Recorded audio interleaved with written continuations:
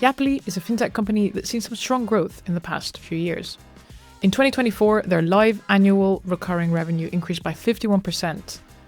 And in Q1 of this year, they were profitable in every month since then. They've also just signed a huge enterprise customer, Google. In this podcast, I was able to get under the hood of what enabled this growth since 2021, what the team has learned along the way, and the role of marketing in enabling that growth.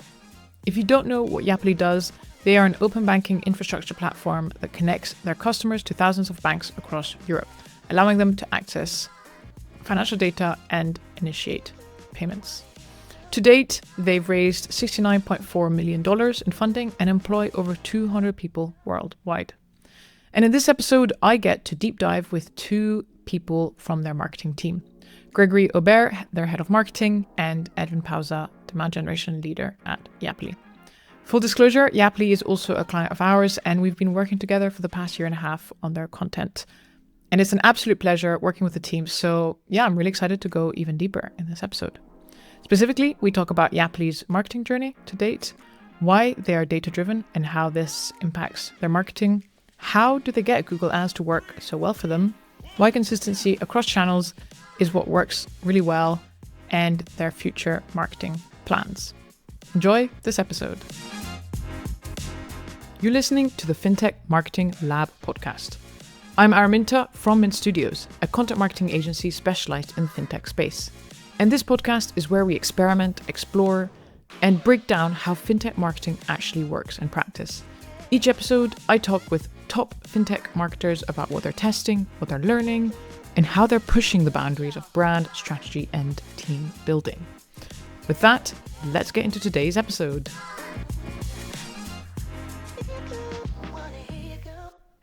I'm really excited to have both of you here, Greg and Edwin. Thanks so much for jumping. I'm going to start with getting straight to it. So Yapily recently published their financial results of 2024, and they're really positive. So congratulations. And I know it was a really big year for you, so I'm excited to get into it. And I know 2025 is a very big year. But yeah, I'd love to get into the marketing behind that. Compare 2024 to 2021. What's changed? I know a lot has. What do you think was the role of marketing to get Yapily 2021 to Yapily 2024 and 2025? Thank you for the congratulations. Yeah, indeed, it's been an amazing year, as you said. I mean, profitable in 2025. We just signed Google, so both are like massive milestone for us. I think in terms of marketing, I've only been at Yapily for 2 years, so I think Edwin will be able to share you more insight for back in the days and so on. But I think for me, like one of the observation is like kind of moving away from kind of growth at all costs, like not focusing on leads. We need to generate leads, but more about how can we build like a sustainable, but also scalable kind of marketing growth kind of engine. As a business, we are very performance-led, data-driven. And I was like, to be fair, when I joined Yapily, very impressed by the quality of the data. But that means that we can be very return on investment focus. So we really consider every activity that we do. It's a campaign or even onboarding a new agency or a new supplier. What's going to be potentially the return on investment that we do? So that's one thing. I think the other thing is as a team, we are a fairly lean team. Our marketing team is not very big. So that kind of like push us to be super efficient in everything we do. And I think that's probably the key, right? And by doing that means that our focus as marketer is really about, straight to the point, like what's the pipeline, what are the opportunity and the deals that we can generate as a marketing team. So it's that very focused mentality on like marketing is not like, as when you say sometimes the painting and drawing department, but like it's a revenue driver for the business. I think one of the things that I've observed here, and like maybe it sounds a bit cliche, but a lot of time you always talk about friction between sales and marketing. And I think one thing that we, like at least what I've seen since I've joined, we do very well is alignment with the sales team. So the SDR team and the marketing team, we work very closely with the sales team. I think even more than that, like we build our kind of commercial strategy together. So like the marketing and sales strategy is actually like one strategy that we build together. Obviously, we then go into more of the specific, but I think that has been essential. So it's like that collaboration element with the sales team. So we act as a kind of one revenue engine for the business. Yeah, and I think I agree with you. I think when we first started talking, like about a year and a half ago, I was also very impressed with the really comprehensive spreadsheets and lots of numbers in there, which I love because it really helps understand external people also understand a lot better what's working and what isn't. I'm sure Edwin has a more concrete example of that because he's been here for quite a while now, of it doing differently as well. But I was actually going to say just before I go to you, Edwin, like what's interesting though is that you are very performance driven, but you do appear in a lot of like your PR is very strong still. Like there's a lot of brand awareness for Yapily as well. I mean, I feel like most people in the fintech industry do know Yapily, and if you look up any list, top open banking providers, whatever, Yapily is always on that list. So that's something I want to talk about as well later, how you've done that balance. But yeah, Edwin, I'd love to hear your perspective. You've been there for over 4 years now, right? So how have you seen the marketing team transition? Since 2021, I think what we know the best and what we learned is learn myself and gain much deeper understanding is our ideal customer profile of who are we actually going after. Because if you do reach out to them and get through to them, our message will resonate with them. And 2021, it was a lot more vague, generic. Let's reach out to every payments company across Europe. But how many companies are there in total? Being specific and develop that stronger grasp of key markets, helping us to target and be effective. But really, what I think it also comes down to is we improved and standardized our internal process. So it might be great, okay, let's reach out to every, let's just say, payments company across Europe. Even if you have a list, because it's not that difficult to get a list of every fintech company across Europe, across the globe. But how do we reach in an efficient, quick manner and look at the ROI? It required internal processes, ensuring everyone understands what they're doing and establishing those processes and training our staff from sales development, senior sales across commercial. We had to customize our CRM using Salesforce and through trial and error. And there are many things we implemented, and maybe 6 months down the line, I speak with our Salesforce admin, and he's getting frustrated because he now has to remove it and change it. But there was constant trial and error so that it does not introduce friction of how our sales development and our senior sales work, and to make that as efficient as possible. So we once get the target, we tee it up, and we go directly to them and get that quick ROI. And I think this has been, it's that internal process, integration, trialing what works, what doesn't, and nailing it. And now we have in our go-to-market strategy, we can do that efficiently. Yeah, so getting really good at Salesforce. And how do you, understanding the ICP better, how do you think that's improved the marketing? Like, how do you think that's translated into better marketing? From our message to who we choose to target, how we do the outreach and how well it resonates. And maybe back then we might have to target 250 prospects, let's say from 50, 60 companies. And now we might actually have to select a list of 20 companies. 40, 50, 60 prospect has become a lot more efficient in that process. So our kind of ROI, what resonates with the wider market, because we know what works and what has become a lot more efficient. And since 2021, because key staff have stayed with the company, we learned that we have that knowledge, know-how, and it was not lost along the way. Yeah, no, amazing. And so apart from understanding your ICP a lot better, I mean, I think it sounds like also iterating and testing, as you said, that was a big part of it. Do you feel that often at other companies, maybe people aren't willing to like test and experiment so much? Like why do you think often that doesn't work out so well for certain companies? Like what do you think is necessary to really understand basically your ICP better? I think staff have to be comfortable at failing, and the senior leadership have to provide room and provide space to fail and not to feel bad about failing. Failure should be seen as good because you're trying, right? But you just fail a lot of things and your leadership is telling you off and we don't have their trust. You're afraid to test. But it's constant trial and error that you eventually succeed. And then once you succeed, it's something you can kind of optimize what works and leave out what doesn't. And just me being for 4.5 years, it allowed us to constantly do the trial and error from messaging, from channels, from paid advertising to organic, to different markets, different personas. And we are still continuously learning. Yeah. Are there any experiments that didn't work out maybe, or failures that you can share? Anything that you're like, oh man, this just did not work at all?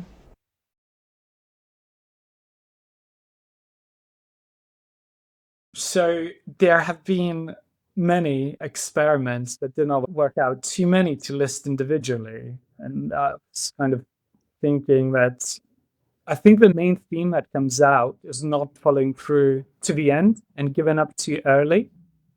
Often everybody comes out with great, fantastic ideas. As they say, in the startup industry, ideas are kind of cheap. People get excited. 5, 4, 8 people get together and everybody gets really excited. And then Friday, Monday comes, and then different priorities come up. You know your ICP and those big accounts, you never give up because one campaign fails, one message doesn't resonate. You don't give up on a large company, right? There's only so few of these decacorn enterprises. You say, oh, I reached out to 5 people in a corporation of 10,000. It doesn't work. You have failed many times, but one thing that you have not given up is the accounts, because we know our ICP. The company is right, but the message might not be, or the individual company not right. Yeah, exactly. And in terms of like, are there any specific campaigns or specific efforts that you have seen maybe made like a strong impact over the past few years? Like anything specific, or maybe a PR, like a specific press release or announcement that made a difference? Yeah, it's an interesting question. I think for us, what I've made a massive difference, I think the last 2 years, I think it's more about the consistency across all the channels that we've made and trying to achieve. For instance, like Edwin is doing an amazing job with everything paid search. We've got a very robust engine on that perspective. We started to work with you guys from an SEO perspective where we had like a lot of gaps, which now is kind of turning into kind of ChatGPT optimization and so on. And I think the fact that we've got that kind of consistent approach across multi-channel, and then on the top of that, we are scale up. We don't have like huge marketing budget, right? So we can't really afford kind of brand campaigns. So literally all brand campaign is those kind of announcement and so on. And if you put that over the top, on the top of this, then that means we've got like a very kind of refined engine. And we are seeing it a lot, even more and more recently, where we can see a deal that we closed, like started from an impression on clicking on one of our ads on LinkedIn, then kind of came back to a website, then came back again on search, clicked on an ad, converted, or did a research on ChatGPT, then got captured by Google Ads. So I think it's the fact that we've been very consistent across all channels and we're not like put all our eggs into one, like let's say, oh, we're just going to do PR or we're just going to do paid search, has really helped us to build a very kind of sustainable kind of inbound channel. So I think it's not about like just like one magical marketing campaign. I think it's a consistency that actually compounds our results. And I think, yeah, as I said, like we see that more and more in terms of attribution and where all kind of deals close come from. And it's very multi-touch. That's really interesting. Yeah, because I was going to ask, as I mentioned earlier, like you, in terms of you're maybe more performance driven and all that and have a lean marketing team and budget, but you still, Yapily seems to be everywhere. Whenever open banking is mentioned in the UK, Yapily always turns up. How do you think that happened? Is that just from being kind of early to the market, or that consistency? What do you think contributed to that? There's a few things. I think like a few years ago, I think we used to spend a lot of money into PR. That time, I think it really helped to build the brand. Then also from open banking perspective, like we've been in open banking since the start, right? So we're one of the first company. So there is that consistency. I think we have also like a very clear positioning in the space. Like at the end of the day, there's not that many players. Like we position ourselves as infrastructure first platform. We are like the backbone of it, and basically other business build open banking application on the top of us, right? So I think we have a very clear positioning that kind of set us apart a little bit as well. Yeah, and I think what's interesting is this has also translated into, in terms of the work that we're doing, what we're seeing in LLMs.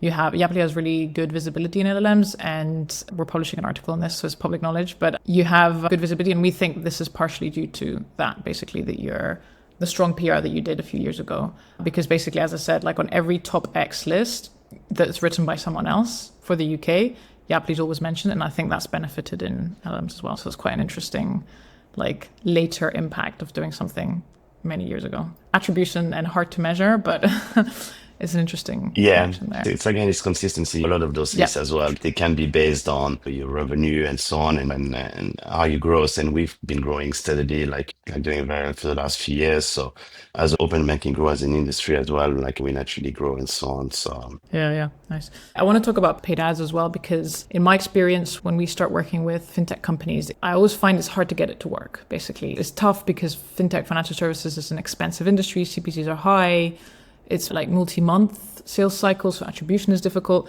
And when we started working with Yapily, like your paid ads was really like advanced. And Edwin, you've written a LinkedIn post that said that your responsibilities were once described as running a world-class performance marketing program. So I want to ask you, like, what would you say is key to running like a world-class performance marketing program in fintech?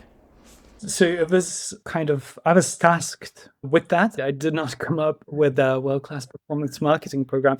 So I think it really, world-class depends how you define it. For me, I have spent probably the last few years, sometimes I just think about like, what do I truly mean? Like it could be seen as almost arrogant, especially if I would call it myself. But for me, it's about building from zero, setting up right process systems and add structure to drive measurable impact. Or focus is UK European markets. So some say it's regional, it's not world class, global. But we also work at global companies entering, especially our kind of market. Payments are international by nature. So you have to think beyond borders on global companies that would want to work with us, with what we offer. And it's also about creating demand, not just capturing it, understanding how our audience thinks, searches.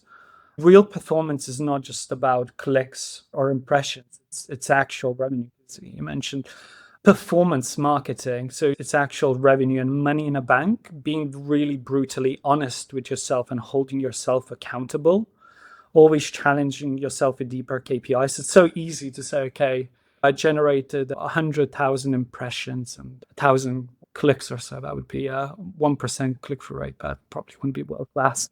How many leads stand into meetings? So just not legs, but okay, say leads. Well, I bought you so many leads, but he would say, commercial team would say, okay, but you didn't have meetings, none of them just booked. It could be bots, right? But then it's okay, you generated meetings, but you could say, well, these meetings were not good quality. So how many of them are real prospects that he can sell to, companies that have money? Just yesterday during a meeting, I ended up challenging one of the SDRs saying, do they actually have money? Why did we put them as an SQL? But we can't afford this. How can we sell to them? And how many opportunities, and most importantly, deals won? Because the company has raised the money from investors and we decide to deploy that on one of the channels, performance marketing.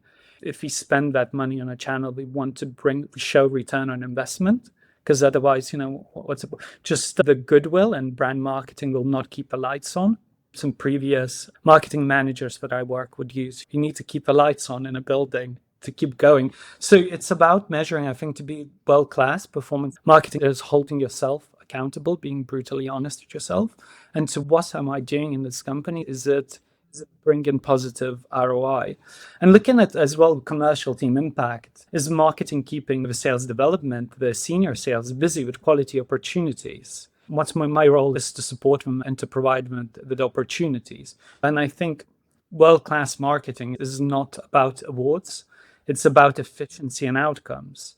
And I have seen before the 2022, then money was not an object, especially in kind of fintech space. Okay, growing 3x a company, but if your investors gave you huge amounts of money, so you spent 20x resources, but you grew by 3x. Now, by outsider, you could say you're doing fantastic because you grew a company by 300%. But what if you spent millions on it? And I think it's about true marketeers, good quality world-class marketeers are the ones that grow the company, but with fewer resources. So the growth might not be as phenomenal, you won't be as everywhere. But if you manage to do with tiny resources, you're doing a fantastic job. Because if somebody just kind of chucks money at the wall and it grows and it's like, oh, look, they're doing phenomenal. Anyone can do it. There's a huge loss, right? So Yapily is a profit-making company as of this year. So I think it's ultimately about achieving greater growth multiples when resources available. And that's what performance marketing becomes world-class. I think it does have to be that kind of angle that you're dealing globally with global companies and being able to attract them, but achieving that ROI and being ability to set up from ground zero, fully implementing. And it's not just one channel, it's how it feeds the wider theme. That's how I would define it. Yeah, it's about being resourceful. Ultimately, it's about understanding what you've been given and knowing how to use what you have. Would you add anything to that, Greg? Yeah, Edwin is spot on. I mean, I have to say, like, what he's put together in the last 4 years, super impressive on how efficient it is and how it's performing. We had months where like, oh, we're not sure it's performing that well, and being persistent and optimize it. It's still like one of our key channel. Like we constantly see deal coming through, and they're not necessarily small, right? Some of them are very meaningful as well. So the return on investment in paid ad is very good.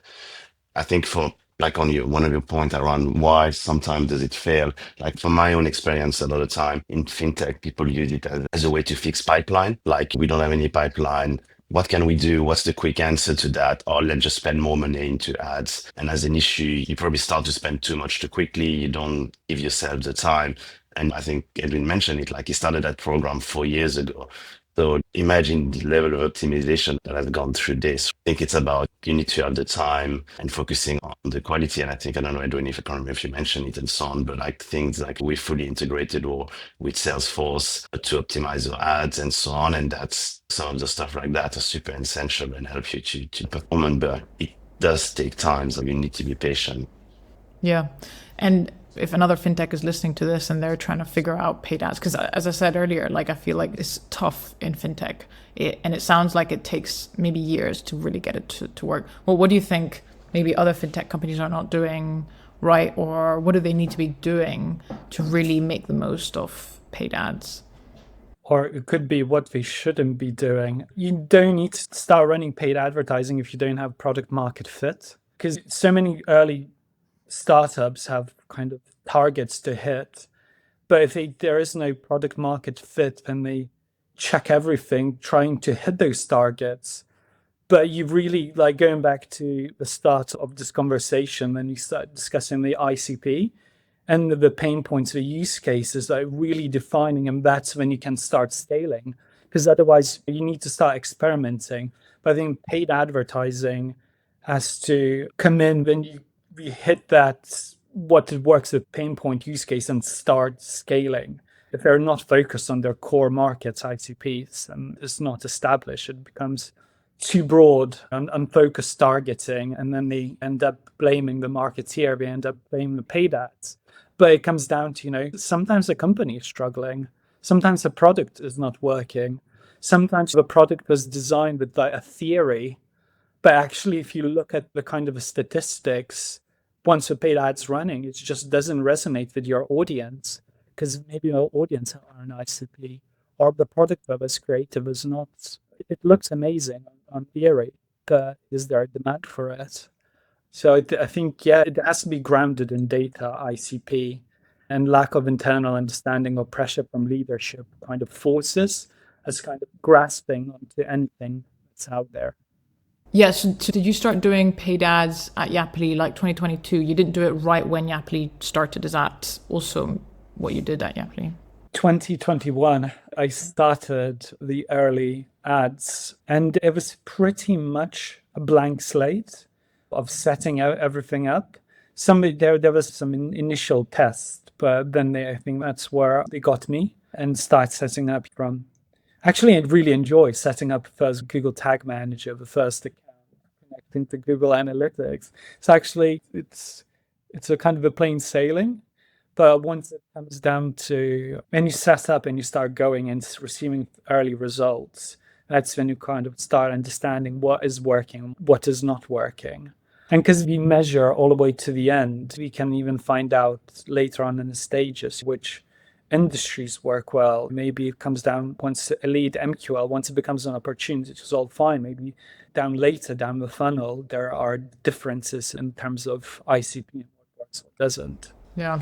And what year would you say paid ads really started to work well? Was it like, because I imagine, as you say, like maybe the first year you're still figuring it out. At what point do you think it really took off? I think from a get-go, there was an impact. So it was made because, I mean, it's easy to make an impact and you start from ground zero, right? Then proving positive ROI. It's again going back to Yapily, the product, the solution, open banking, there is a demand. So we were winning the deals, that the opportunities that they're creating, we were winning deals, and money was in a bank. So I was able to measure that, and the leadership were trusting performance marketing. It was proving the ROI. Sometimes it comes down not to like the marketing, but it comes down to the actual product and the technology, the company behind it. I could have been running exactly the same program, performance ads, but if a different product, different ROI, you could be winning, but if the deals are smaller, you suddenly it's too expensive. And especially if you have a higher total contract value, you might only win fewer, but the fewer that you win really make up for the spend that you put in for the last 6 months. And I think because it's also B2B to B freebies, I think make a big difference. And if you're selling like smaller deals, it might not prove the ROI that it is. Yeah, I think this is why something that annoys me a little bit in content marketing is a lot of advice out there is for SaaS companies where you kind of, the sales cycles are a lot shorter. I mean, not always, obviously, there's enterprise SaaS, but it's often a lot faster. You pay just quickly and it's like AOV of, I mean, I don't know, £50 a month or something. And it's just those tactics and advice just does not apply to fintech often. I mean, sometimes it does, but often it doesn't apply because we're talking about 50K, 100K, a million plus often value of customers, and it's just a different ballgame. And in that world, it's not number of leads, it's a quality that matters so much. And this is why we're always like chasing our clients. Like, we want to see the Salesforce, we want to see the spreadsheet, because we want to make sure there's actual deals coming in and that they're proper value. And it's the same applies in paid ads as well. I remember thinking about payments industries, and I used to think it's so tough because if you do any kind of advertising, you can pay cost per click, 5, 10, whichever amount. But especially with kind of transactional, if you work dollars to euros, pounds to euros, the margin is so tiny. I used to think, how do they make a profit? But being at Yapily, where we go to kind of the B2B, the payment service providers, it does make sense because it's not kind of based on a single transaction like in B2C. And then it's okay, I can spend that time researching, targeting, planning it out because the ROI is big enough. Yeah, exactly. Another thing I wanted to ask about is also like understanding fintech. I know you're both quite deep in fintech. I know, Edwin, you've done a few posts about your thoughts on fintech. I think you've also invested in some fintechs. I don't know if that's correct. But do you feel that it's necessary in fintech marketing to be a bit of a like fintech nerd and to also just to enjoy it, to like it, to want to learn more about it and be a bit of a nerd about all these payment things and all of that? I mean, maybe I can start. Yeah, it's a good question. I think it's not essential to come from fintech to be successful in fintech. I think we've got like many people in our team that used to work in different industry and they're not doing very well. The reality is like, it's more about your personality, right? Like you need to be curious, have a genuine interest in terms of what we do. And I think for me, like, so I've worked in fintech in B2C and B2B. B2C, it's probably less important in a sense because it's much more straight to the point. You're just selling the product. So you might have to understand maybe the benefit of the product and so on. Whereas in B2B, you need to understand the ecosystem. Like the reality is for us, like OICP are mainly financial services business, right? And you need to understand the ecosystem. On the top of that, like as an open banking provider, we do payment and data. The payment ecosystem is super, super complex. I've been in the space for like almost 10 years. I wouldn't be able to say I understand everything. It's still very complex. But this is so important from a marketing perspective, right? Because if you think about, as I said, like OICP and then the persona within the OICP, like they are experts into their domain, with which are financial services, could be payment as well. So for us as marketer, we need to understand the detail. We need to understand the trend and what's going on in the industry. I can give you an example. Like if let's say we wanted to do a campaign and targeting kind of lenders, right? We're going to target product manager and so on. we can't just be like, you use open banking for XYZ reason because it's going to help you to get better view of your potential customer, better KYC and so on. Like we need to get a bit more deeper and really understand what's the benefit and the value almost from a technical perspective. But I think, yes, you're going to have to naturally, you don't have to come from that as long as you're curious and interested into it. That's fine.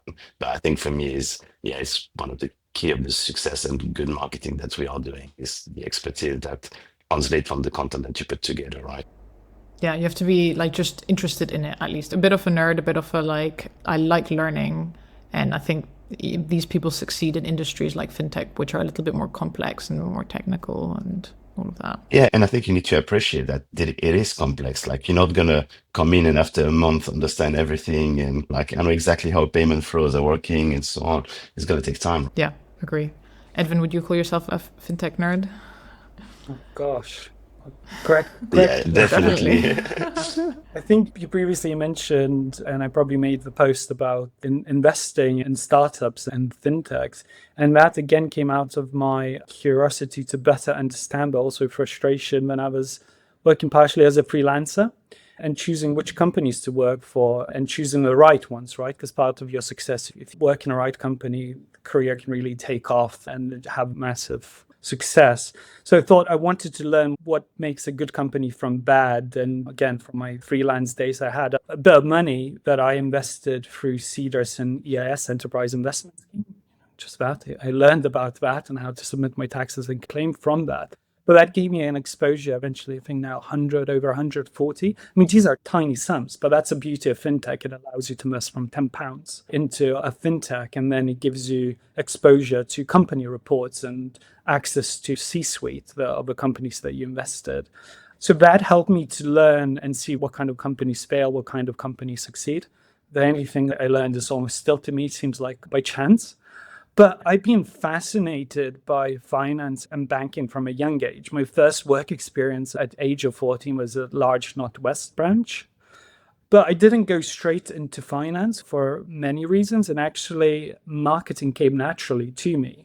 I was almost not, I did study marketing at uni, but I also studied other dual degree. And actually, then I used to come back from summer holidays and wanted to make a bit of money or engage in some kind of venture. I was building my own websites. I was running my own Google. I just yesterday made a LinkedIn post. It was in 2008, summer holiday. I posted my first Google AdSense advert. And that's when I used to get paid myself from other people clicking on the advert. So I don't think fintech knowledge is crucial to succeed. Sometimes it actually can be an advantage, gives you a fresh perspective, unclouded by industry assumptions, because you can come, like, you might actually have a really good, strong back design or an approach to this industry, which financial services is a stuffy, old-fashioned industry. Fintech has a bit of a tech edge. But if you come, like, worked or TikTok or somewhere, and now you joined a fintech company, you can market that fintech completely different way than somebody who's been in financial services. And actually, I was kind of part of that example because I brought in this Google search, paid search, different way of thinking. And then I was initially sharing my findings on Slack where the senior leadership could see. They probably just opened their eyes to new different knowledge of how people search for a company. But once foundations are built and running smoothly, the foundations that you discussed, setting everything up, that deep industry understanding, it really starts to matter, especially the pain points, use cases in an ecosystem. And if you want to go up the gear, so you might start new, set everything up, you don't need any knowledge. But once suddenly it'll saturate the space where you can kind of build upon. And that's when you want to go into higher gear, when suddenly you need to start thinking, okay, what's a use case? What's a pain point? What's the ICP? What use case pain point will resonate with this audience? Now that starts to matter once you need that extra boost. But hopefully, if you just join from, TikTok is pretty much a fintech anyways, but if you join from completely different industry and now you work in fintech, by the time you saturate it, you should have that knowledge within a year, 2 years. And that's when you can put together the knowledge that you came with, the new knowledge that you learn, and then it's your nitro boost to 10x results even further. Yeah, and I think being really in touch with experts on the team, like just interviewing, you get so much knowledge just from interviewing people. And this is why it's part of our process. Like just constantly talking and speaking to the experts, you learn so much as well. And that's like a big part of it as well. Cool. So I just want to end on, Yapily in the next few years. 21 to 2024, there was a big change, a big jump. What is the focus for the next, I don't know, three or 4 years? How do you see maybe your marketing changing, but also for Yapily? Like, are you going global? What are the next kind of ideas? It's a good question. So I think for us, the fact that we kind of have control of the future, being profitable is essential, right? So how do we build on that? How do we kind of continue to grow? Like we've had a good growth trajectory that has been accelerated in 2025. The challenge is how do you maintain that in 2026, right? And I think given where we are, like the capabilities and so on, I think it's being even more focused. Like Edwin talked a lot about ICP, but this is going to be like even more and more important for us, really being hyper focused on those. How can we win more, understanding the pain points and so on? Like, I think, as we said, like we have a very strong kind of inbound engine, right? But like now, how do we supplement that? And the fact that we have that allow us to be even more focused. So I think in the next few months, that's going to be what we're going to try to do. Because I think in a scale up, like we kind of always want to be focused. And I think we try to be focused throughout the year, but there's always so many distraction, priorities, shifts when you have project that you didn't plan that you need to do and take some priorities, right? So I think for us, it's kind of how can we kind of reduce the noise around the team and be hyper focused, because it's one thing to have amazing growth, but like it's even more challenging to maintain that growth, I'd say. Yeah, get them used to very strong growth, but then it's like, Yeah, exactly. you have to Yeah. maintain it. Yeah, you Maintaining have it to is another maintain story. it. Exactly. Yeah. Yeah, amazing. Would you add anything, Edwin? Well, we're focusing personally a lot on scaling efficiently, and pretty much gone the whole podcast without saying the word AI. True. I just ruined it. You are seeing how we can use these AI agents. Let's call them agents, these robots. Instead of having to, it's easier to build out process and automating the manual work to be done by an AI agent rather than hiring 100 employees creating 100 AI agents. And also wanted to mention that in marketing that creates intellectual property that adds value to the company, and we have worked with a creative design agency, and that would help to visualize better what Yapily open banking infrastructure platform is that is unique to Yapily only, and not just a bunch of stock images. Because in fintech and open banking space, some of these companies are like cookie cutters, stock images, and apart from a funny name, there's little difference because the connections are very similar. But really creating unique IP visualization, the brand, that will really help to push these deals over the line in competition to other companies out there. So watch the space. There will be as soon as an update on art that's unique to Yapily, basically, that will help people to visualize and understand just by looking. Because it's open banking. What does open banking infrastructure platform? Tough to kind of to say and understand. But if you can visualize that easily, I think that will be really build on Yapily's intellectual property and uniqueness of the brand. That will really help us to kind of, as we scale, help us the brand to stand out. Yeah, no, I love that. I think that makes sense.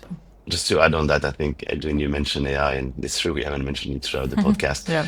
I think, and it's also a lot of work that we do with you, Araminta. I think it's one of the key things is how we're gonna adapt on like basically what's the buyer journey and how AI has a play with this and the different touch points. We kind of feel like that people are going to do more and more research without looking at your website, right? So your website is going to, like, at least for us, website, that's where people like fill in a form, a contact us form and book a meeting. That's kind of our ultimate goal.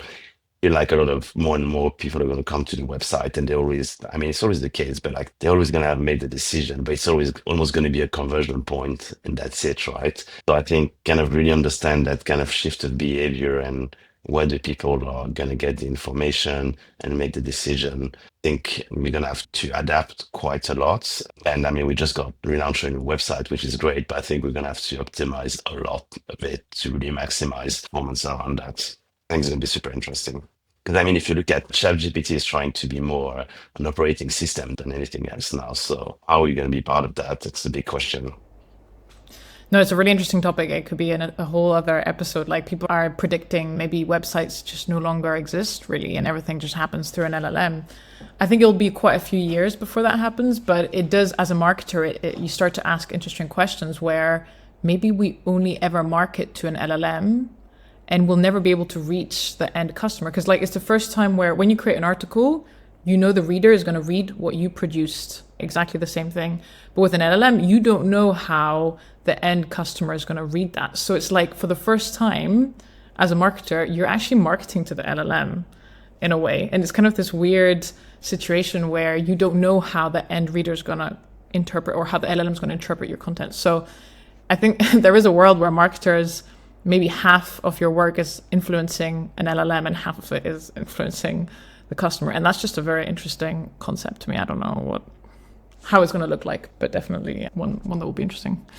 But yeah, amazing. Well, thank you so much for coming on. This has been really fantastic to deep dive into Yapily's marketing. Congratulations again on the incredible growth and on your world-class performance marketing program. And I think it's helpful to other fintechs to see a little bit like what is possible, and especially in paid ads that often it takes time and you have to just optimize a lot. But yeah, so thanks so much for coming on. It's been fantastic. Thank you for having us. Thank you. 1, 2, 3, 4. Thanks for listening. You can find show notes and information about guests at www.mintcopywritingstudios.com/podcast. And finally, huge thanks to Orama.tv for producing this podcast. Thanks for listening and see you at the next episode.